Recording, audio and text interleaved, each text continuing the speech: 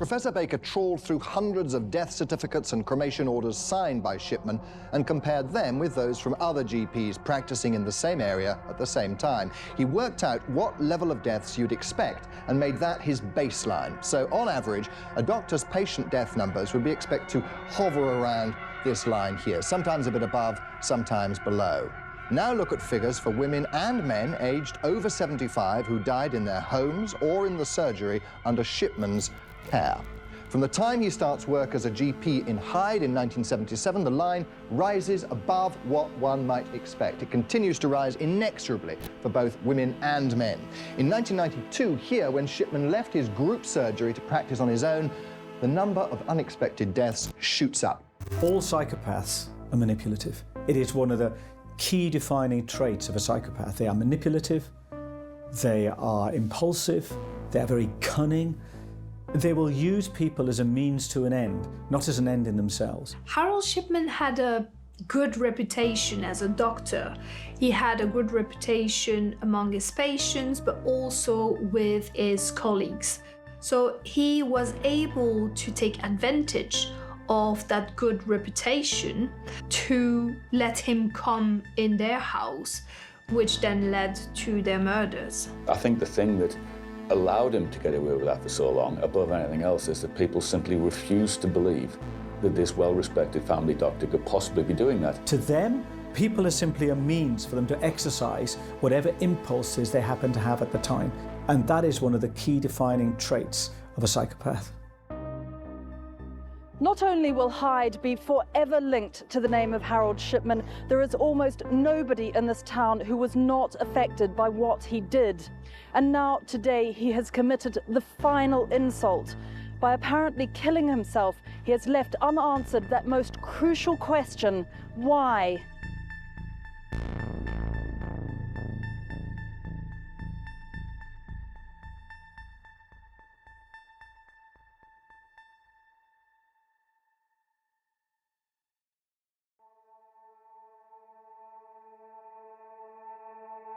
Shipman opened his own surgery on Market Street in 1993 and was quickly seen by the community as a very respectable, very hard-working family doctor that a lot of people thought very highly of.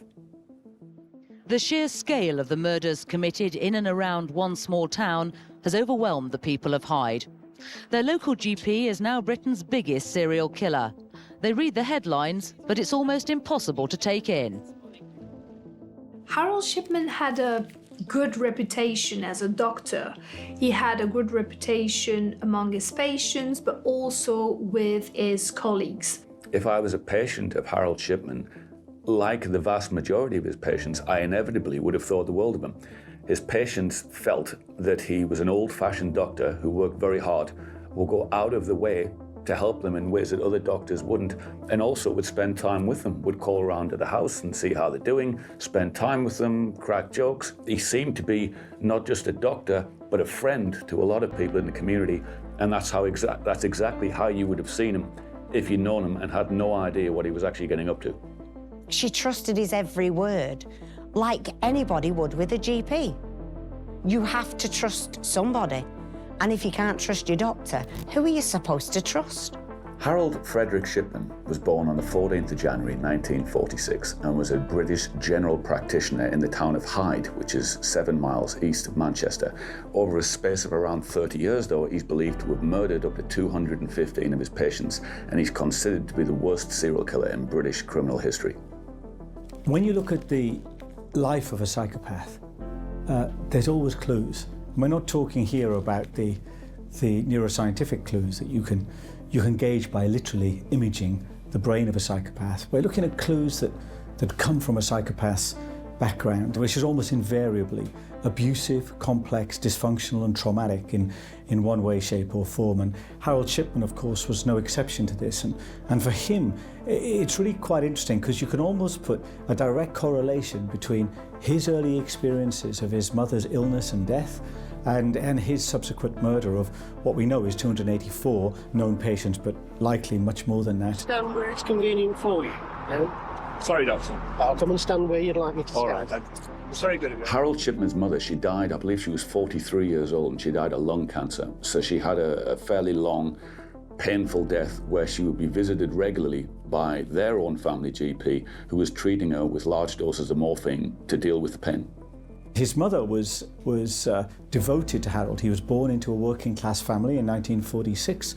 His mother was devoted to him and wanted a better life for him than was possible either by his background or by his peers. She wanted him to raise up from where he was, and to this end she enforced on him a rigorous regime of study and studiousness, which isolated him from his peers. But eventually she got ill, and terminally ill, and for which she had to take large amounts of morphine. This, of course, had a huge impact on the young Harold Shipman, because he's watching his primary caregiver, who he assumed he adores, as far as he was capable of that, dying and having to self-medicate just to protect herself from the pain of the terminal illness that she was suffering from. And of course, she eventually dies of this illness. So he witnesses this cycle of pain, suffering, morphine giving release from pain, and eventually death giving the ultimate release, which of course is the pattern of behaviour that he himself engaged in and inflicted upon hundreds of his patients who were murdered callously and in cold blood, perhaps because Harold Shipman simply wanted to repeat the patterns of a traumatic childhood. Dr. Shipman read from Kathleen Grundy's notes. In them, he'd written, "Pupils small, constipated, possible drug abuse." Asked why those notes weren't on his surgery computer, he replied, "I wanted to keep them confidential. I thought she was abusing codeine, pethidine or morphine." Asked if he'd administered morphine to Mrs. Grundy, he replied, "I did not." Asked if he'd murdered her, he replied, "No, I didn't."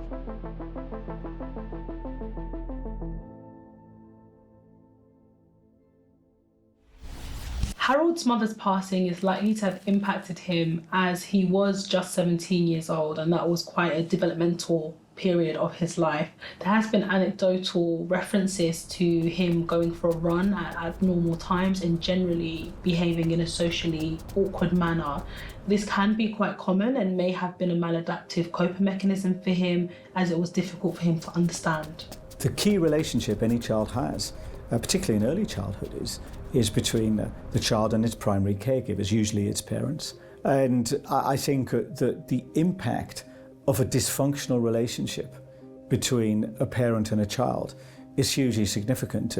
And if that parent dies, the child can experience that. Even a teenager can experience it, not just as loss, but also as a sense of psychological or spiritual abandonment.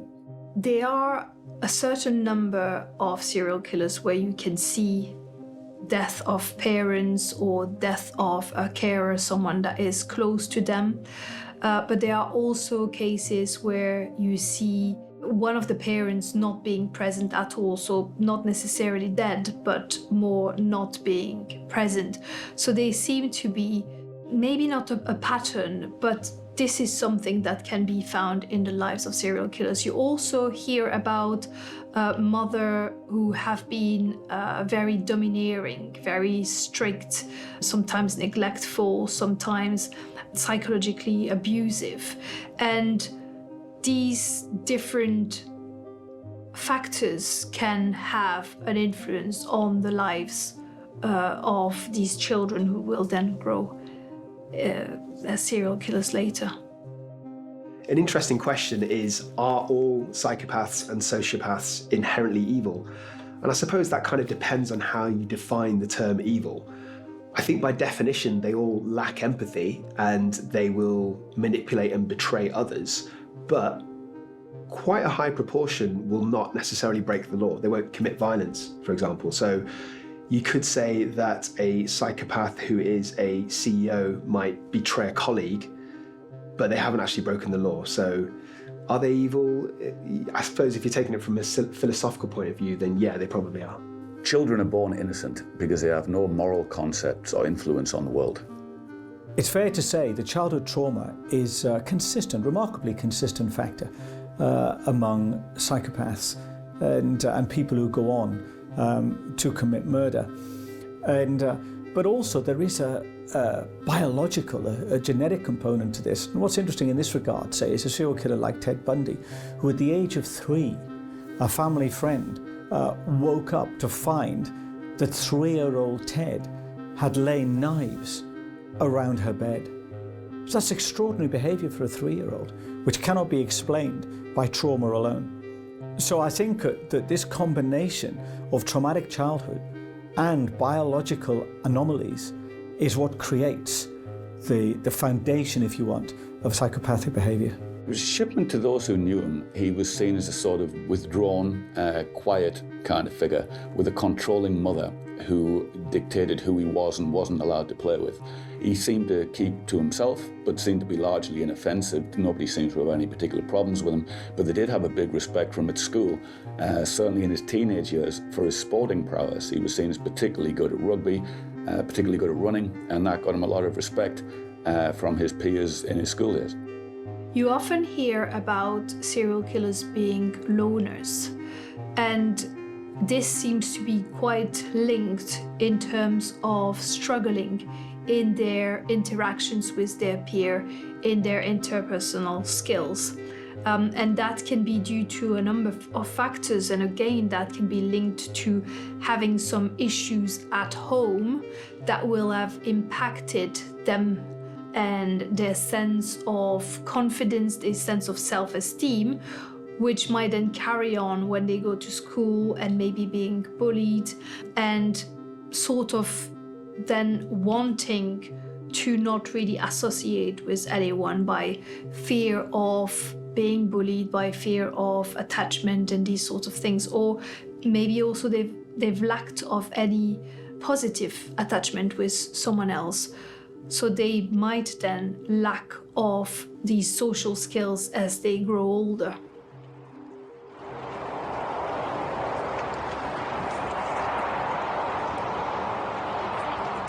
Let me make this very clear to all. There will be no comment made today. Go home.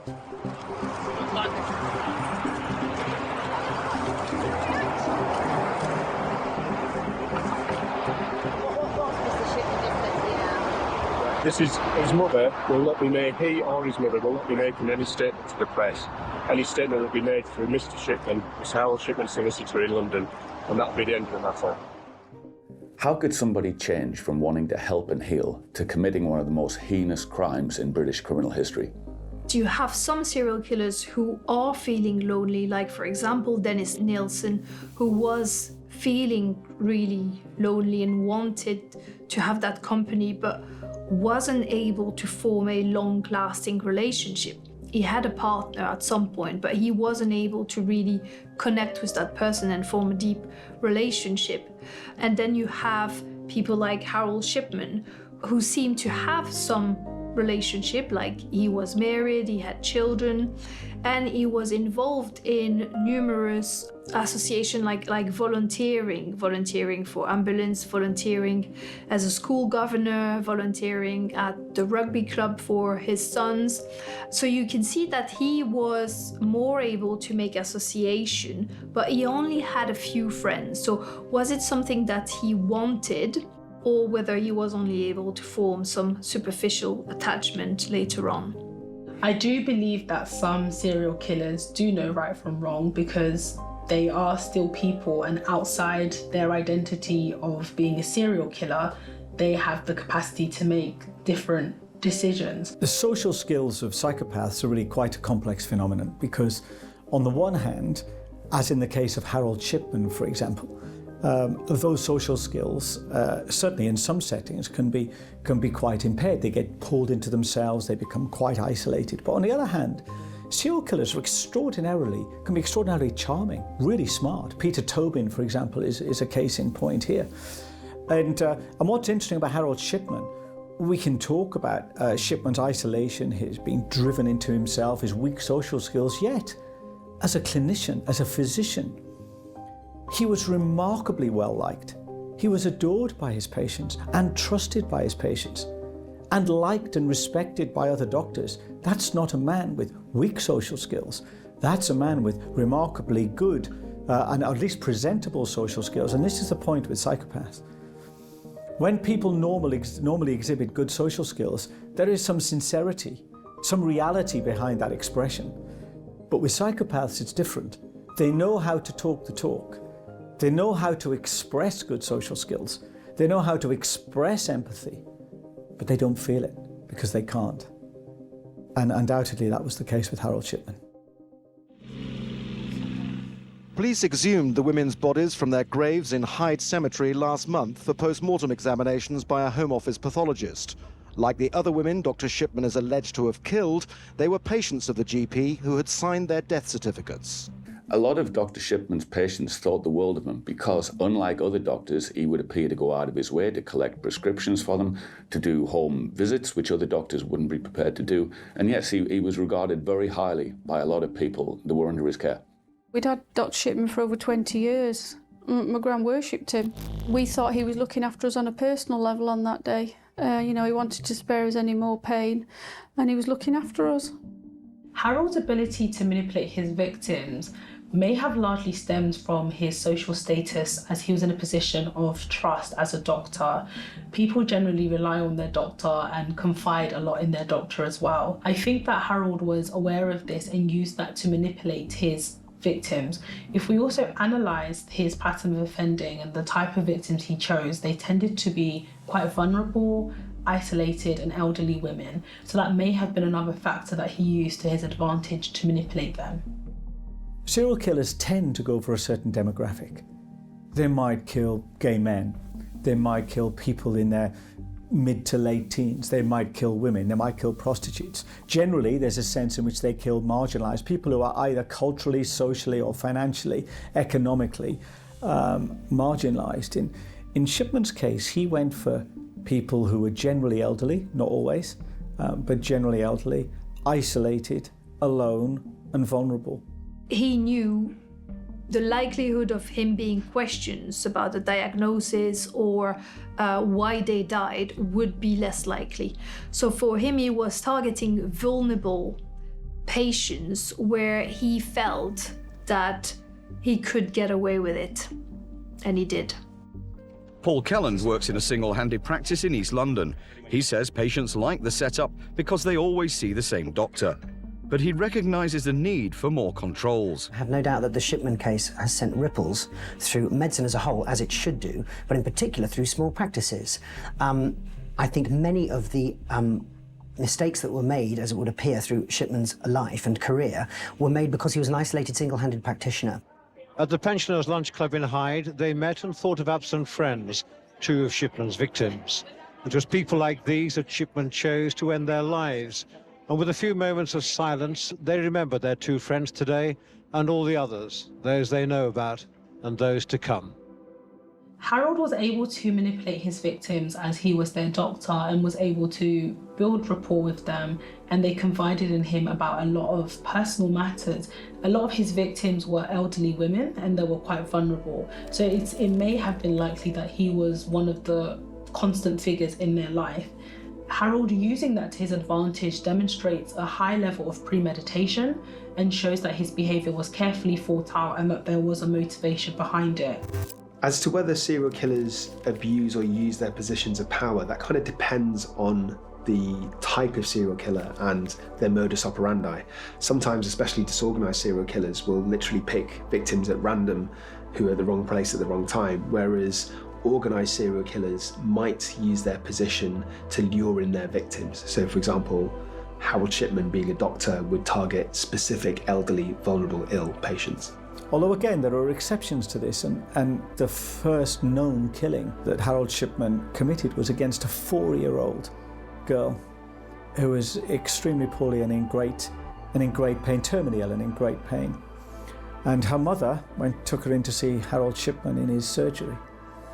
And she said to Shipman, "Please be kind to her." To which he responded, "Yes, I will." And for Shipman, that was a sign to put this child out of her misery. And for him, what was the solution to that?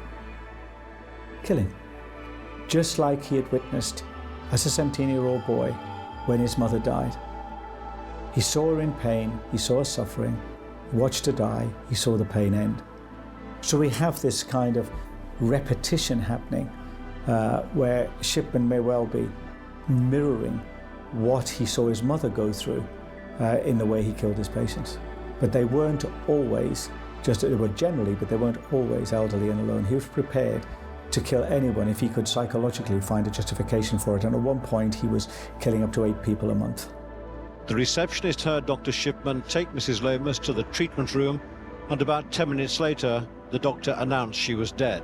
Typically, Dr. Shipman would murder his patients with a fatal overdose of diamorphine. He would usually either turn up uninvited to the house just to see how they were and be the caring doctor, at which point he would commit the murder, then head back to his office on Market Street, where he would falsify medical records to make it appear that the victim had been suffering from a number of medical problems for a long time.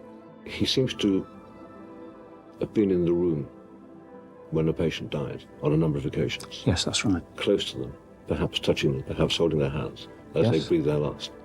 Do you think he was getting a kick out of that? He may well have been. I mean, that is obviously one theory, that he got some sort of kick, whatever that kick was. For people in Hyde, where Shipman practiced for over 20 years, today's report only makes the agony worse. There must be scores, perhaps hundreds of people who'll now be wondering whether their relative, rather than dying quickly and relatively peacefully as they were told, was actually murdered in cold blood by lethal injection. Eva Lyons was a 71-year-old woman who in 1975 had been under Dr. Shipman's care for a period of time. She was suffering from terminal cancer, and having spent a period of time in the hospital, she'd been discharged and was at home when Shipman made an unannounced visit, an unexpected visit, late at night just to check on her and see how she was.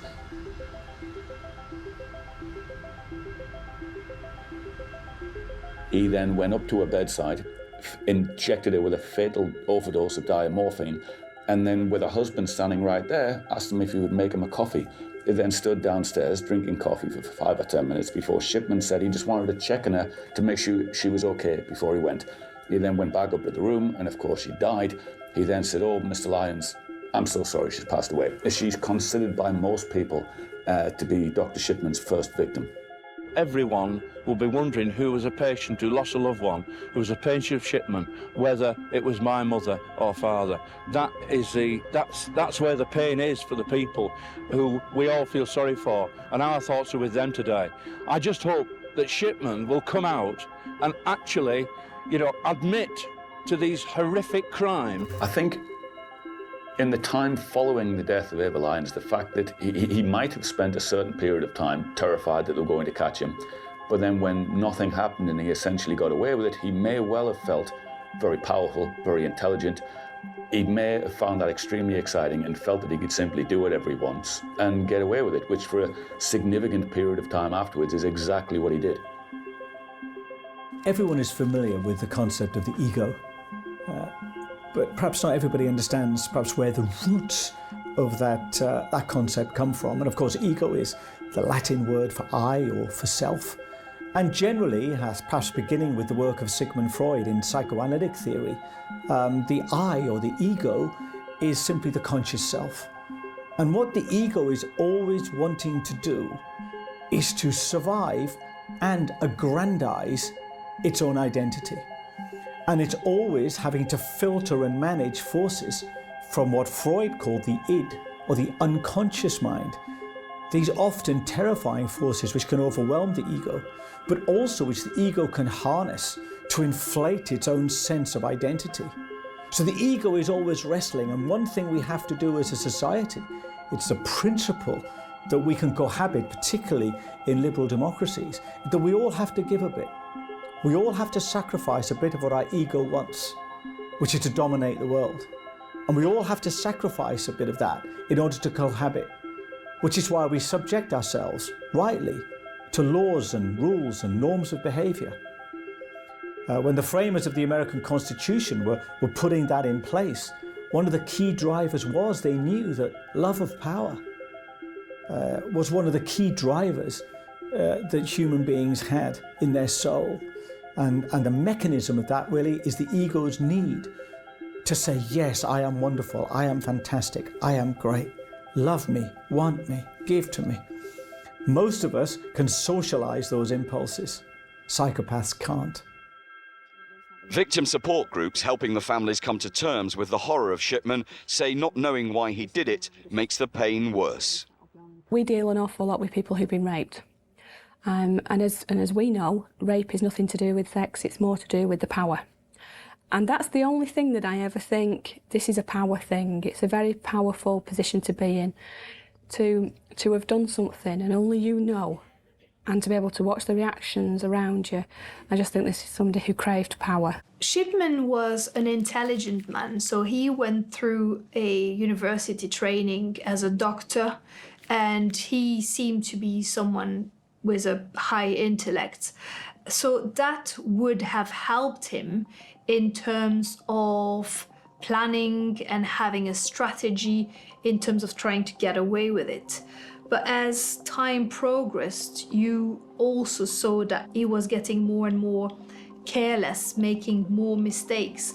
And sometimes also with serial killers, what you can observe is personality degeneration, where the serial killer starts to kill more frequently and is becoming more careless and also sometimes be more aggressive in the way he's killing. He then went to Mrs. Grundy's home and, on the pretext of taking a blood sample, gave her a massive dose of morphine. One of the interesting things again about Shipman was that he, of course, was a drug addict, and he was addicted to an opioid called pethidine. Pethidine is known as a drug that is being used in childbirth for a pain relief. Opioids are highly addictive, so one may begin using a prescription drug like pethidine for very benign purposes, but because of their highly addictive quality, it can soon become habitual, and before a patient really knows what is happening, they're addicted to the drug. Of course, there are more powerful opioids than pethidine, like fentanyl, for example, but it is a highly addictive substance, and it should be treated as such. So not all people who are taking drugs will become addicted. There is a genetic component as well with a predisposition for addiction. People will take drugs for a number of reasons, and that can be through having seen other people doing it and peer pressures, and that can be to feel more confident, that can be for alleviate depression, anxiety, and other mental illnesses and mental troubles. And so it's through the effect that they get from taking these drugs that they might then become addicted.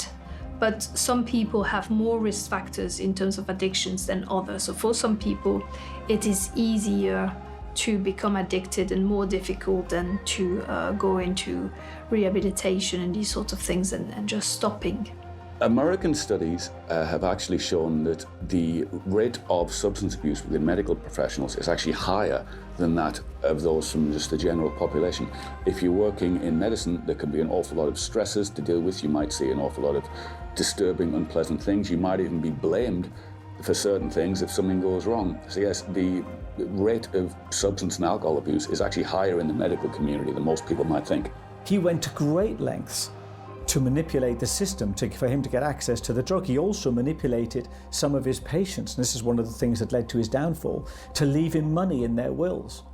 So yes, he was extraordinarily manipulative, and you would expect nothing else from a psychopath. It is one of their key defining characteristics. When Kathleen Grundy's body was exhumed, it was found to contain morphine. Dr. Shipman had listed the cause of death as old age, but today admitted he was wrong. He said, having heard the evidence, he'd agree that morphine toxicity was the cause. I think the reason he chose to use diamorphine, there were a few reasons he could have chosen to use diamorphine. Maybe that scene of his mother dying in the bed with the doctor giving her the morphine injections had some sort of profound effect on him, and he felt the need to act that out repeatedly later at his own crime scenes. Or perhaps, seeing as he seems to have been addicted to the opiates again by the time he was committing the majority of his murders, he may have been stockpiling diamorphine anyway for his own personal use and simply had it always to hand, and it was simply convenient for him. Diamorphine is heroin, but it's medical grade heroin that is made in a lab and is considerably stronger than something you would buy on the street off a drug dealer. It's typically used in a medical setting to treat those with terminal illnesses, perhaps very painful illnesses, or as part of end-of-life care for those suffering from terminal cancer and things like that. I think sometimes perpetrators of violence and criminals, they ply their victims with drugs and alcohol. And this is to make them a bit intoxicated, maybe a bit disinhibited, a bit less resistive, and also just to decrease their general awareness of their surroundings. And also it helps in the future if the police try and gain evidence from the victim, because they might be less reliable in terms of what they remember.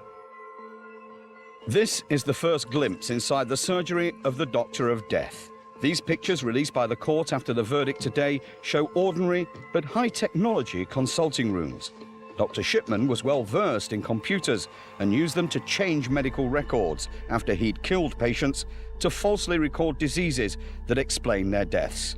A team of police computer experts reconstructed his computer tracks and provided key evidence against him.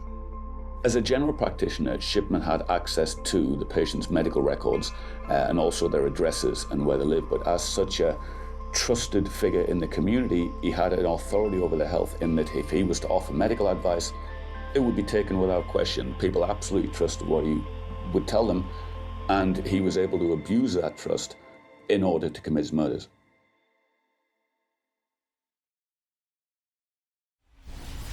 Barry Swan's mother, Bessie, a healthy 79-year-old, was killed by Shipman in 1997. He also killed Barry's aunt and, it's thought, his grandfather. As I walked in, Shipman was in the living room where my mother was sat in an armchair, and it just looked as though my mother had gone to sleep. He's taken any hope of finding out why he did it or explanation why he did it. We won't know. Being realistic about it, maybe we would never know. Even if he lived to be a ripe old age, he would never say. But hope is a great motivator, and that hope's been taken away. From my experience of working with mentally disordered offenders, I think there's a number of myths about serial killers that I would like to dispel. Firstly, they're exceptionally rare, so only about 1% of people that commit murder will ever go on to commit a further one. Hilda Hibbert was a typical victim of Harold Shipman. Her granddaughter Jane was with her when Shipman called. Jane went shopping for an hour. When she returned, her grandmother was dead. Another common misconception is that serial killers are mentally ill.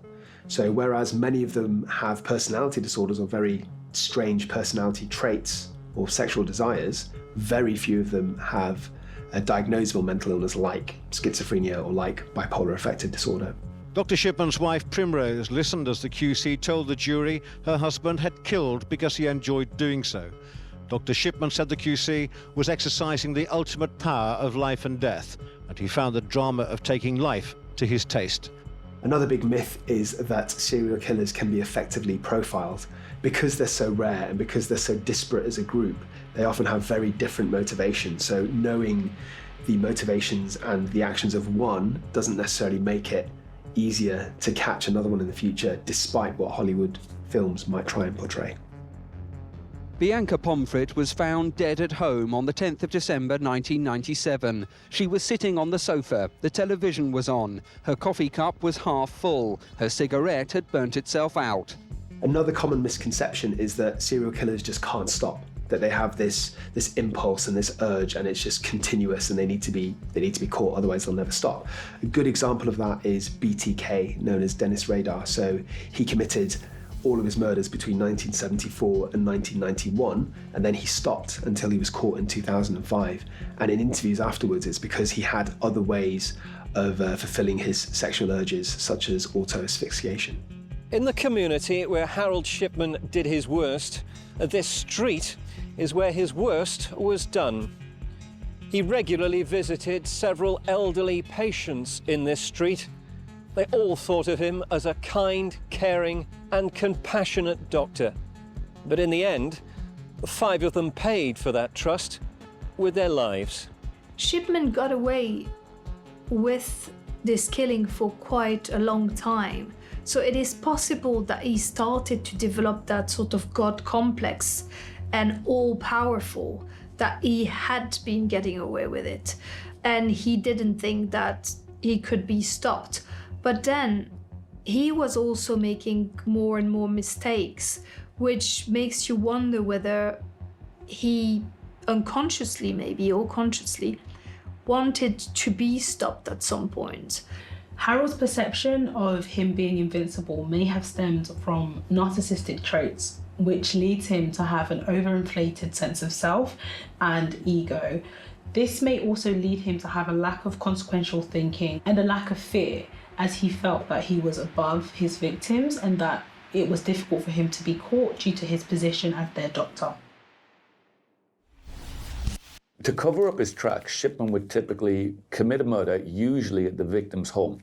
He would go to the home, commit the murder, then head straight back to the surgery where he was able to falsify the medical records.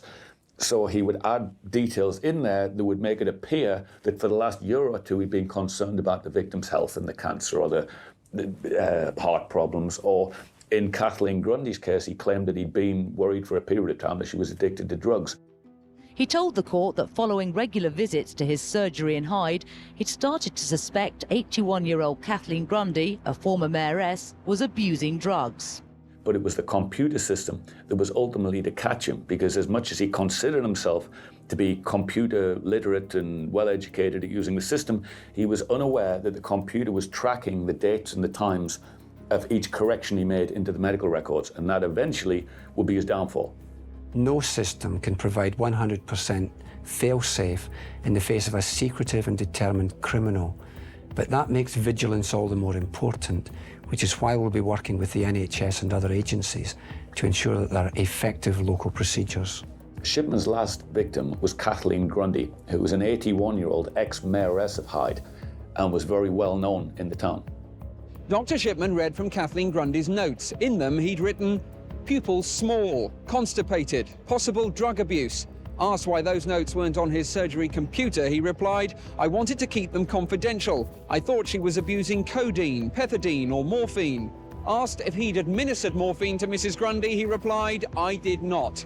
Asked if he'd murdered her, he replied, "No, I didn't." He also denied forging her will, which named him sole beneficiary of nearly £400,000. Once he was suspected of committing a number of murders, the police were able to access his computer, and by going through the computer, were able to see the dates and times that had been logged by the computer software when he'd made these corrections under the medical records. So Shipman was claiming that, oh, for a number of years I've been concerned about her health, but the police going into the computer software were able to tell that that addition that was supposed to be from years ago was actually added after the murder took place. In certain offences, it was shown that he'd actually changed the victim's medical records to list her as deceased before he'd even committed the murder. He didn't know that was going to happen, and once the police were able to get in there and find that information on his computer, Shipman's world began to fall apart. Mrs. Grundy's daughter became suspicious when she discovered her mother's £386,000 estate had been left to Dr. Shipman. But the GP said he had no idea the new will would leave the house to him. When he'd been asked to sign a piece of paper, he didn't know what it contained. Andrew Watson, a fingerprint expert, said he'd found the doctor's print in a corner of the will. He didn't identify any print belonging to 81-year-old Mrs. Grundy. The will arrived in the post at this firm of lawyers in Hyde. It was unexpected. It was delivered on the same day Mrs. Grundy died. Two patients of Dr. Shipman said that about 2 weeks before the death of Mrs. Grundy, they'd both been sitting separately in the waiting room at the surgery when they were summoned by Dr. Shipman. It hadn't been for this will, a rather badly typed document purporting to be from his last victim, Harold Shipman would probably never have been caught. As to why the man did this, I don't think anybody knows. Maybe he doesn't even know himself. And it's going to take people a very long time to come to terms with that. While some people have suggested that Shipman's murders might have been committed in some sort of euthanasia way, like he's putting these people out of their misery, the vast majority of his victims had nothing really wrong with them. They were in perfectly decent health, and the deaths came as a shock to the vast majority of people who knew them. He wasn't putting these ladies out of their misery and ending their suffering. He was just murdering them, and the impression it was giving in the newspapers that they were these frail old ladies at death's door simply wasn't accurate. And certainly after the murder of Kathleen Grundy, that certainly wasn't a euthanasia killing. He'd planned it in advance, he'd faked a will, and then murdered her for her money. His motivation, certainly in that instance, was greed And I don't think euthanasia was a motive in any of the other offences either.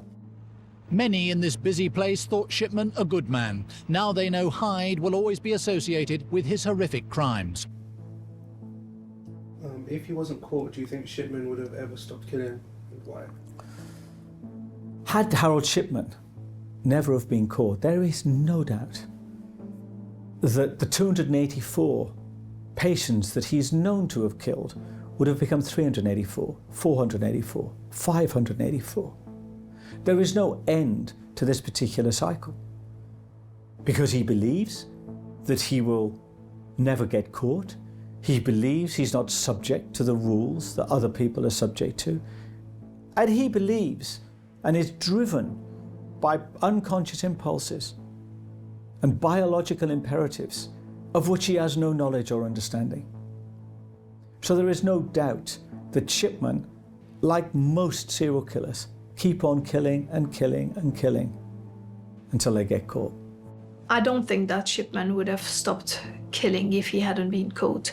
In fact, he seems to be killing more victims closer to each other in terms of time. The timing between the killing was getting closer. So maybe it was only a question of time before he got caught, but himself stopping himself, like feeling that the risk was too high and stopping, it doesn't seem that he was able to do this. I think something that stands out to me in particular about the Harold Shipman case is how brazen and present he is for the entirety of the offence. Typically, a serial killer would lure you to a secluded spot where nobody can see, commit the offence and run away and never have anything to do with that again. With Dr. Shipman, he's an entirely different kind of character. Quite often when he's committing the murders, there are professionals in the next room, there are other doctors around, he's surrounded by people. He commits the murder, then has to explain this to other doctors, to grieving family members, and then continue this charade of being the good doctor, and that's something you tend not to see. All psychopaths are manipulative. It is one of the key defining traits of a psychopath. They are manipulative, they are impulsive, they are very cunning. They will use people as a means to an end, not as an end in themselves. They're incapable of the normal empathetic behaviour that really binds us together as friends, as families, as communities, and as a society. And there is no end really to the extent to which this manipulative behaviour can continue. And of course, Harold Shipman was extraordinarily manipulative. I think if he is indeed psychopathic and has no conscience whatever, he wouldn't have had any problems rationalising his crimes because he would do it and then never consider anybody else's feelings or the misery or the pain he's put them through. I think Shipman may have, in his own mind, felt that he wished to commit the murder. He enjoyed committing the murder and got a thrill out of it, and then probably enjoyed meeting the victims and the families and the undertakers. He may have felt extremely clever by doing all of that, and he might not have thought past that with regards to the victims' families and what they were thinking and how he would rationalise that. I doubt he even gave it a thought. So in terms of the actual pleasure and the thrill that a serial killer feels, it depends on what category they are. Disorganised serial killers tend to have this frenzy that needs to be quenched, whereas organised killers tend to enjoy the entire process, from the planning to the killing itself, to even taking little souvenirs with them so they can relive the experience. But for both categories, there's both a fear and an excitement intertwined. So there's the fear that something might go wrong or they might be caught by the police later. And of course, for many serial killers, especially males, there's a sexual gratification in the act itself. Narcissism is a defining trait of serial killers. With narcissism comes a great sense of grandiosity, that they believe that they're immune to the normal rules, social rules, life rules that govern other human beings. And this grandiosity gives them a sense of invincibility, that they are not subject to censure or restriction, nor should they be, in a way that other people are. Dr. Shipman's body was found by 2 officers this morning at 6:20. He'd hidden himself behind a curtain and used a noose made from his bedsheets. Only an hour earlier, officers had routinely checked on his cell and found everything to be okay. The doctor had been locked in his cell as usual last night at 7 o'clock after talking to his wife. The Home Office will now carry out a full investigation into Dr. Shipman's death. The relatives of his victims want to know why he wasn't on suicide watch and why he was allowed to take his own life. Harold Shipman's death is unusual by serial killer terms. Very few, maybe 5 or 6% of serial killers commit suicide. Shipman was one of those. We have to speculate, why did he do it? When most serial killers wouldn't dream of killing themselves, because what have they got to kill themselves for? They've done nothing wrong. It's not their fault they are how they are, and it's not their fault that the victims who they have dehumanized happen to come into their path and who they happen to need to kill. So what on earth have they got to feel remorse for? Psychopaths are incapable of remorse, but Shipman did kill himself, and he hung himself in a prison cell at the age of 58, so we have to speculate as to why he did that. Harold Shipman's death may have been a factor of several things. There may have been an element of shame where he previously had a high social status, he was well regarded by others and a trusted figure in his community. Once his crimes were exposed, that would have changed his sense of self and other people's perceptions of him, but it also could have been an escape route as he didn't want to have to pay for the crimes that he has committed. The investigation is now starting.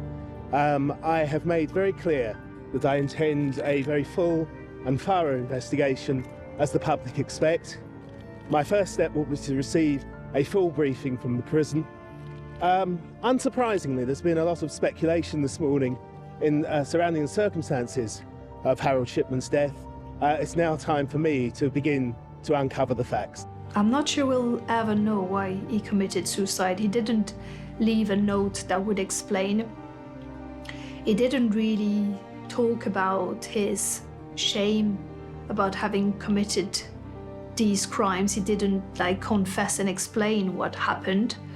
He might have felt some, but he didn't share it.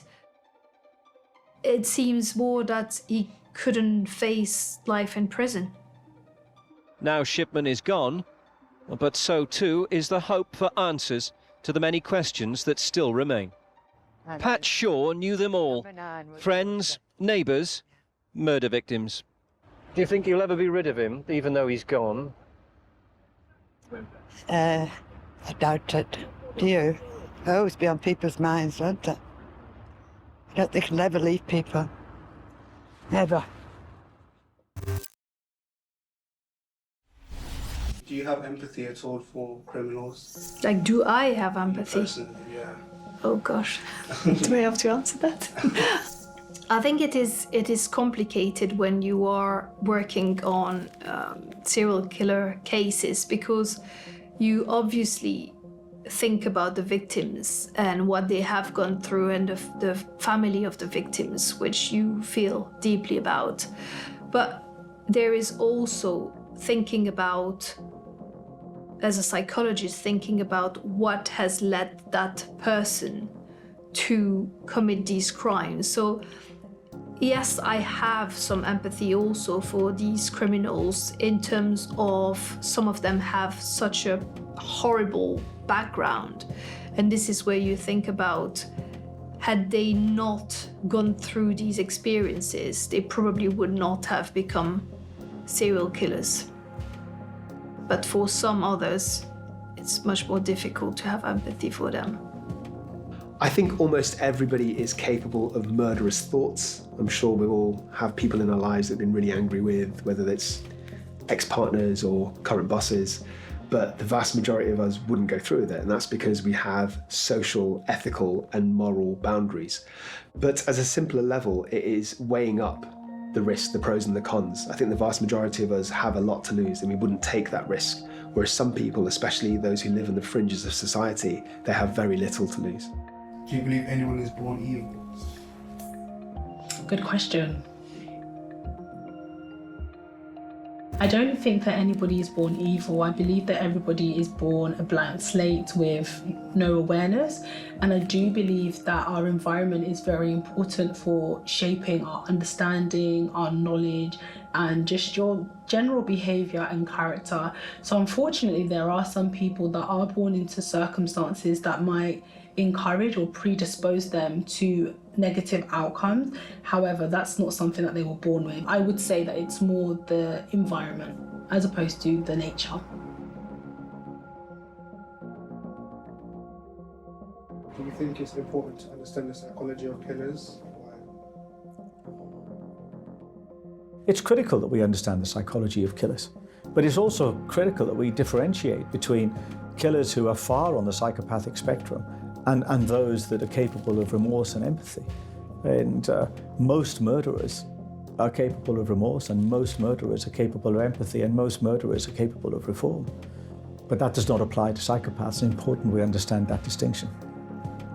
It's difficult to say whether psychopaths and serial killers are addicts in the sense, of being alcoholics or drug users, or I don't think that's really pertinent. Although of course some of them are, but I think that the key thing that they're addicted to is control of other people, control of the world, and addicted really to their own sense of entitlement, their own narcissism, and addicted to the manipulation and destruction of other people. So there's no question that is a compulsive behaviour pattern among all serial killers.